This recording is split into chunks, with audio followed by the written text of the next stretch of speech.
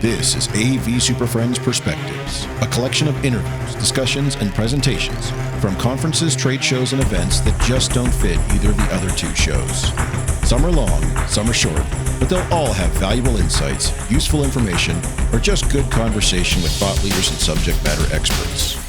And now, the AV SuperFriends. Hey folks, Jamie again. I'm still at InfoComm 2025, even though it may not actually be there. And I have another perspective to bring you today, and this one's kind of exciting for me because anybody who's listened to the show over the years knows that I use a lot of NDI cameras. I have to use Widget Town to get NDI transmitted or captured as a USB device into my computers. And I've been just screaming in the wind. I need somebody to make an NDI or RTSP decoder straight to UVC. And now I'm standing here with Mike, and you have something for me. Absolutely.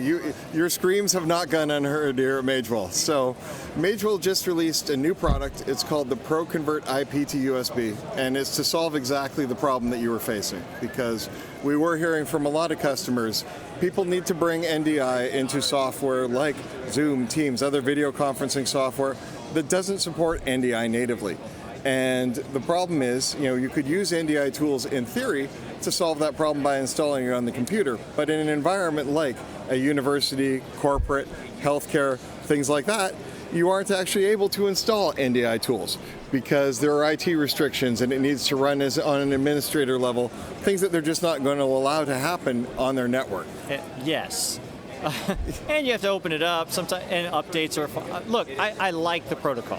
Yep. I like what they're doing. It's just when I'm trying to use it in an enterprise environment, this was the problem. Exactly, and that's what this device was designed for, just the sheer simplicity of it.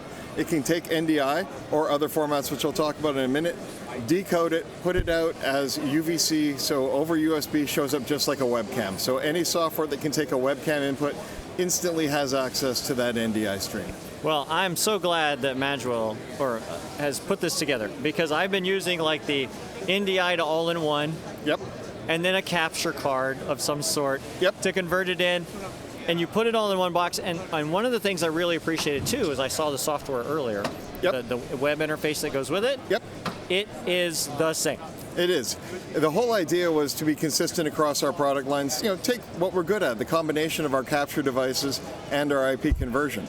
Now, it's not just NDI, NDI high bandwidth, NDI HX, SRT streams if you're bringing them in from a remote location, RTMP, RTSP if you've got an old RTSP camera, any of those formats.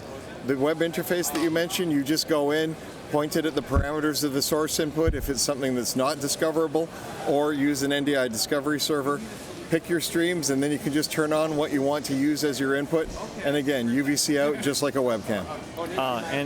And I've mixed and matched. Yep. And a lot of times in my situation, right, I might have 2, maybe 3 cameras, depends. And inevitably, one of them didn't have an NDI license or something. Fair enough. And I just use a control system to recall that preset that I need that's built into your thing.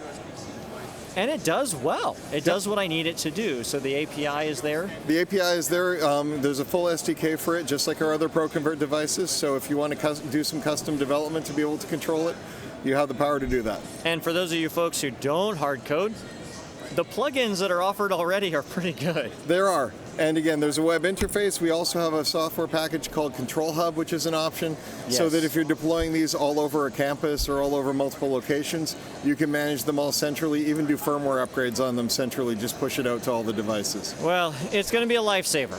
When, I have to ask, when can we start seeing these being available to me? We're expecting to have our inventory here in the US before the end of June.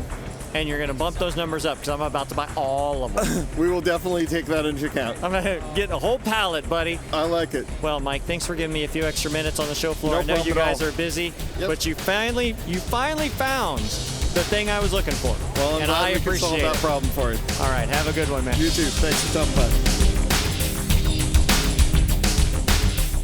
Well, that wraps up another episode of AV SuperFriends Perspectives. If you have a perspective to share, you can contact us with questions, topic ideas, or general complaints at mailbag@avsuperfriends.com. Nice work, everyone. Sharp broadcast. Really good. Everyone on the floor as well. Really a lot of hustle. I liked it. The opinions expressed by the AV Super Friends are solely those of the individuals and do not represent their respective institutions, organizations, companies, or clients.